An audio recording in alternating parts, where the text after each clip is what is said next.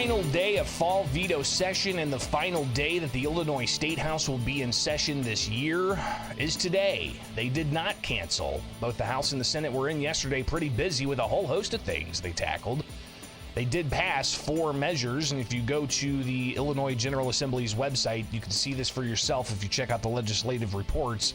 And here we've got the 4 bills that passed yesterday. They passed both chambers. Several are omnibus bills that lump in a whole bunch of stuff. It's what they call trailer bills. Trailer bills are measures that are meant to clean up language in stuff they passed in the spring.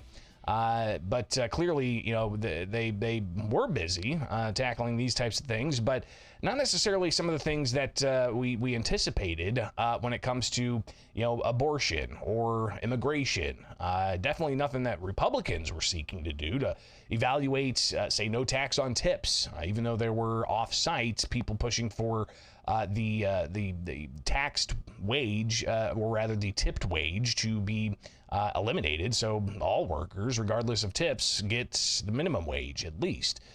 Some interesting things, but one thing that happened on the House floor yesterday, something you don't see every day.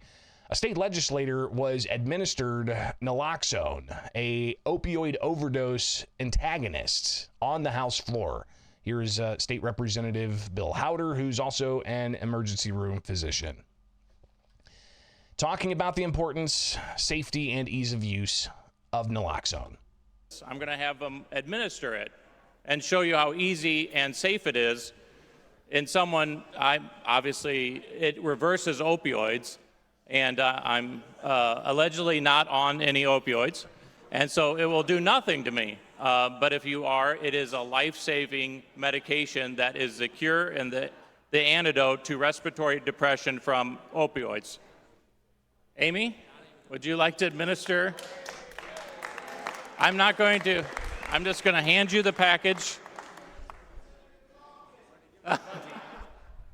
It's so easy that even Representative McLaughlin could do it.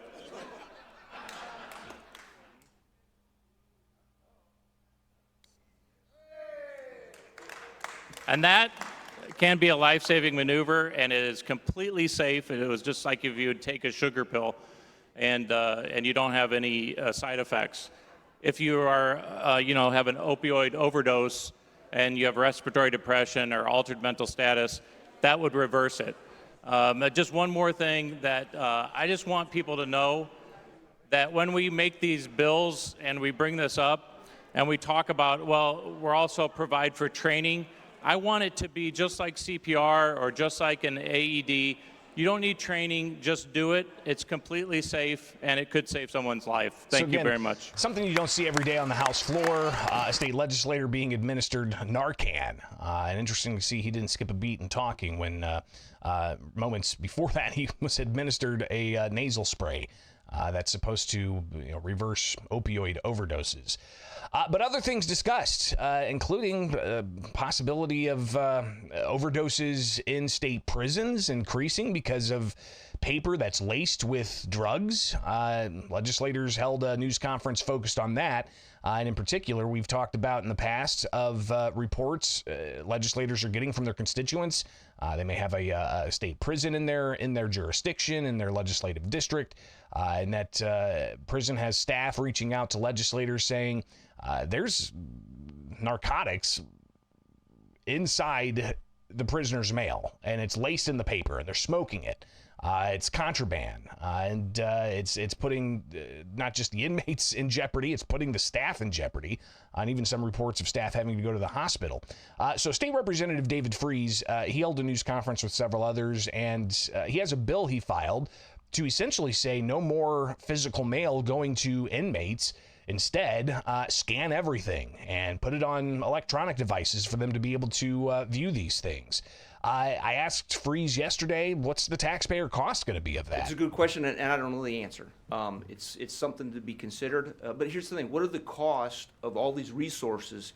Because I know. So I grew up in Chester, and Chester's a town of 7,500 people, okay? What does it cost when you've got to allocate additional manpower to take somebody to the hospital? What's that cost, DOC? What's that cost the local hospital? So there's our costs involved. What's the offset? I don't know yet. One of the things that I think, we mentioned this pilot program that they're going to implement. Right now, if you wanted to keep the physical mail out of the hands of an inmate, all you got to do is buy a copy machine, until we can get the scanning process set up. What does that cost? Well, it depends on your, how expensive your copier is, and then paper. I think that's an easy fix until we get the scanning system set up. I really do.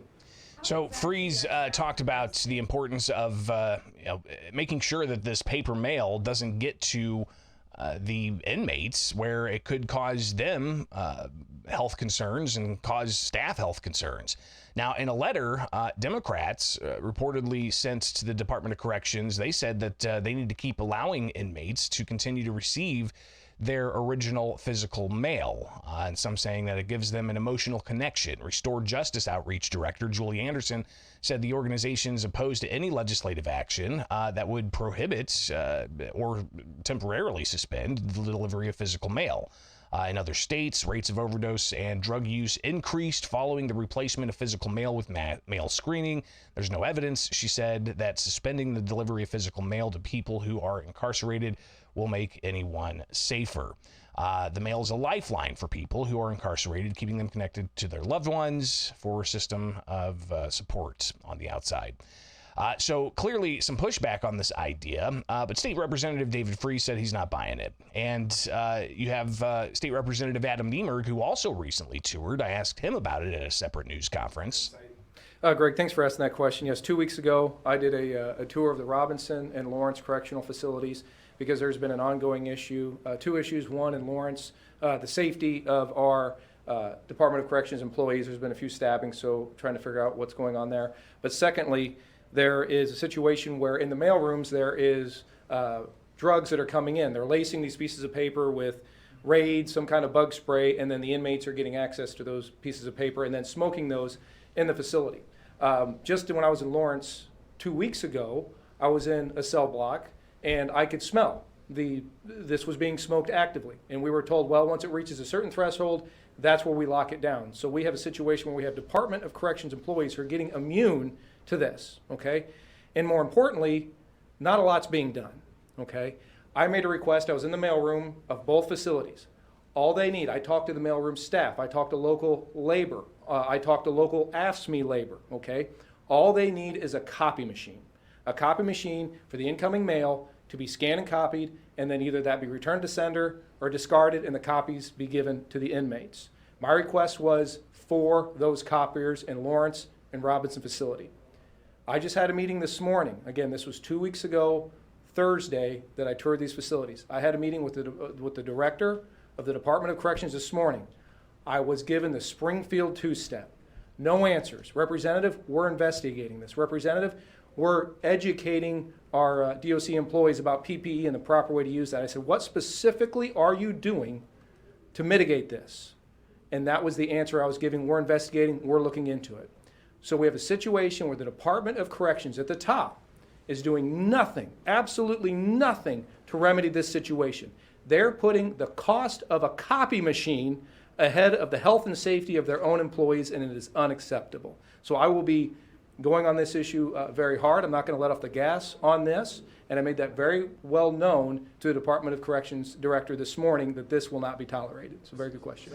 So the Department of Corrections didn't immediately respond, but they did put out a statement to the Center Square late yesterday saying the Illinois Department of Corrections' top priority remains the safety of our staff, individuals in our custody, and everyone entering the facilities.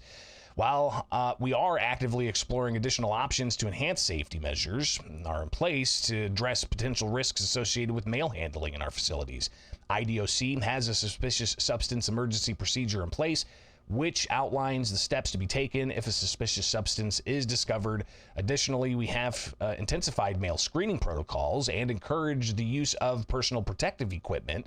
These efforts are focused on improving safety while ensuring individuals in custody maintain essential communications and family connections. We remain committed to working with stakeholders to ensure safe and secure environment for all. So some concerns raised outside of the legislative process. Will we see hearings? Because that's one thing the Republicans were demanding, is hearings with the acting Illinois Department of Corrections secretary and the director there. Have not been fully confirmed yet, but has advanced out of a Senate Executive Committee. So we'll see what happens with that particular story as it continues to get some spotlight. Continuing on, a legislative roundup from the second to last day of the General Assembly for fall veto session.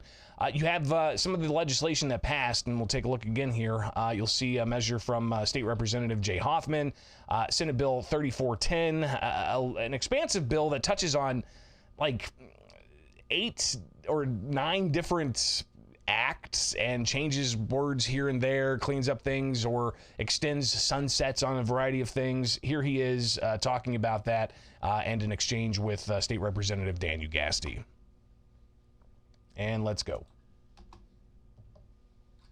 Leader, you mentioned, and it was mentioned that the unemployment insurance extension is in here, and that is technically a sunset. But as you also mentioned, it's an agreed bill. It's an agreement between business and labor, and something we've been working with your side of the aisle on, and we're very supportive of it. And in fact, if this was a standalone, we would be supportive of it, and you'd see a lot of green on this side. But unfortunately, it's in with a bunch of bills, some of which we didn't support the first time. I don't believe we'll be supporting this time. So unfortunately, while there are a number of bills, as Leader Windhorst pointed out, we could support, and especially the unemployment insurance bill, if we had done it as a standalone, and seeing as how there's at least 13 other vehicles we found that we could have run this through, we just can't vote for it under this circumstance. So that's the only reason why you will not see green on this side given for that particular bill, given the circumstances in which this is presented. So they do this a lot at the State House. They'll pass measures in the spring session, and then they have to bring up some cleanup language for other things they may have neglected to do, like extending sunsets or extending report deadlines or changing words to, de-gender things, like changing the word him to individual, and a variety of other things. But that ended up passing both chambers yesterday. You have State Representative Kelly Burke. She had a measure dealing with all kinds of tax provisions that were passed during the spring session as part of the state budget. And if you recall, they had to pass that thing with 3 different attempts of getting enough votes to approve it. And this was all part of, the $54 billion budget based on $800+ million in tax increases. It eliminated the grocery tax into 2026, I believe, but it also allowed for local communities to tack on their own grocery tax and allowed for local communities to increase sales taxes without a voter referendum. And here's Kelly Burke laying out a variety of other things that this measure touches on. Relating to timing of sales tax for non-home rule communities adopted by ordinance, changes, reeling back some changes we made in the spring on prepaid telephone calling arrangements. There's some additional work to be done to get that to where we anticipated it was going in the spring. So we're going to roll that back to the prior law just to keep the status quo while we continue to work on it. And then there are some underlying changes to the Tobacco Products Act, again technical, and some new dates for changes that we made for the credits for wages paid to returning citizens. And then with DCEO, the changes deal with the tax credits that we approved for music and musicians tax credit, and involves some reporting requirements. And again, so just some technical changes to make sure that the funds that we approved for use for those productions are rolled out in the way we intended. So a lot of different elements in there. Again, not individual pieces of legislation, but all of this being put together to clean things up. that the legislators either didn't address in spring session or found that, hey, this isn't going to work as we intended. We got to tighten this up here or loosen that up there. State Representative Patrick Windhorst, Republican floor leader, questioned Burke on a variety of these things. Many of us who wanted to eliminate the state mandated grocery tax and allow the locals to fill that in on their own if they wished, had concern about this additional taxing authority we're providing non-home rule communities. And I think many of us hoped that actually this would be pulled back, but actually we are making it clearer that there is no referendum required for non-home rule communities. Is that correct? I don't think it's making it clearer. It's changing the date to which they'd have to report the adoption of the ordinance to the Department of Revenue so that it lines up with other types of ordinances so that they're on the same schedule so that the department can implement taxes in a uniform time frame. This taxing authority, though, would still be not by referendum, but by ordinance or resolution. Yeah, the underlying bill did provide for it to be imposed via ordinance. And it also allows for municipalities increasing local sales taxes by ordinance, not by referendum, to spend that money on certain things. Again, another bill, an omnibus bill, a gut and replace bill. Some people in the live chat pointing out that's an interesting way to get around the 3 readings rule in each chamber, because what they do is they take, say, a House bill, passes the House back in spring session about trampolines.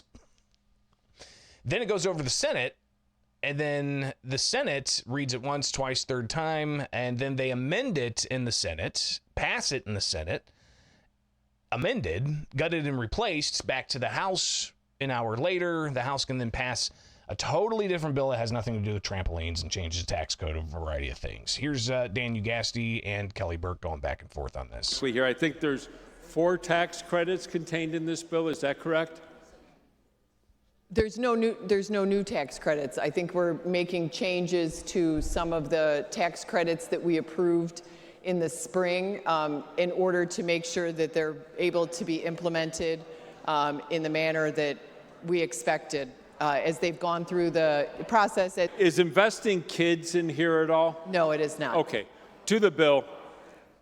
So we passed this bill in the spring, and we're willing to address taxes on theater production, music and musicians, and other tax credits that seemed reasonable, and yet we never took up ones for our children. Ones so that 9,500 children could go to the schools they want to, so that they could have a chance in life and succeed.